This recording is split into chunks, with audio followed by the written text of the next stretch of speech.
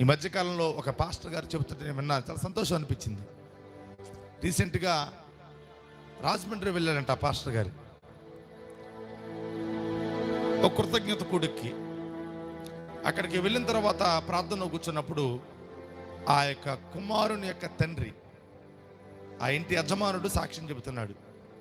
దేవుని నామ స్తోత్రాలు, అందరికీ నా వందనాలు, అయ్యగారికి వందనాలు అని చెప్పుకుంటూ ఈరోజు ఈ కూడికి పెట్టడానికి గల కారణం ఏంటంటే, నా కొడుకు 10th క్లాస్ ఫెయిల్ అయ్యాడు, అందుకే ఈ కూడికి పెట్టుకుంటున్నాను అన్నాడంట. నిజంగా జరిగిన సంఘటన. రీసెంట్గా నా కొడుకు 10th క్లాస్ ఫెయిల్ అయ్యాడు, అందుకే ఈ కొడుకు నేను పెట్టుకుంటున్నాను అంటే ఆయన ఆశ్చర్యపోయాడంట.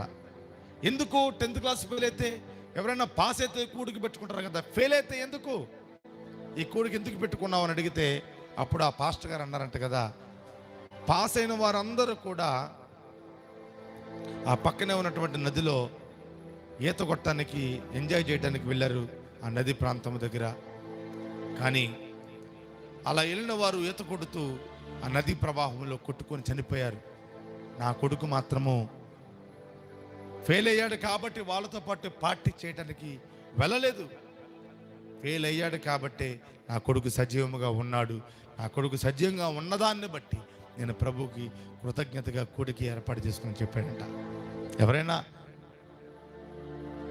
ఫెయిల్ అయ్యారు అంటే, ఏదైనా ప్రయత్నం చేస్తున్న ప్రయత్నం విఫలమైంది అంటే